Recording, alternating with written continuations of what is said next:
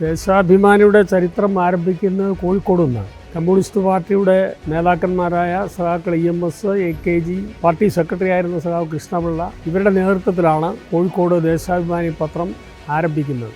അന്ന് ബ്രിട്ടീഷ് ഇന്ത്യയാണ്, സ്വതന്ത്ര ഇന്ത്യ അല്ല. ഒട്ടേറെ കഷ്ടപ്പാടുകളുടെ നടുവിലാണ് ദേശാഭിമാനി ആരംഭിച്ചതും പിന്നീട് പ്രവർത്തിച്ചതും. കോഴിക്കോട് പ്രസ് സ്ഥാപിച്ചിട്ട് ഒട്ടേറെ വർഷങ്ങളായി. ആ സ്ഥലത്ത് വീണ്ടും പ്രസ് മാറ്റി സ്ഥാപിക്കാൻ ഒരു ബുദ്ധിമുട്ടെല്ലാം വന്നു. അതുകൊണ്ടാണ് പന്തീരാങ്കാവിലേക്ക് പ്രസ് മാറ്റി സ്ഥാപിക്കണമെന്ന് പാർട്ടി സ്റ്റേറ്റ് കമ്മിറ്റി തീരുമാനിച്ചത്. 2 വർഷം മുമ്പാണ് പാർട്ടി സംസ്ഥാന കമ്മിറ്റി കോഴിക്കോട് ടൗണിൽ നിന്നും പത്രസ്ഥാപനം പ്രസും അതുപോലെ പത്രസ്ഥാപനം മുഴുവൻ ഇങ്ങോട്ട് മാറ്റണമെന്ന് തീരുമാനിച്ചത്. അങ്ങനെയാണ്.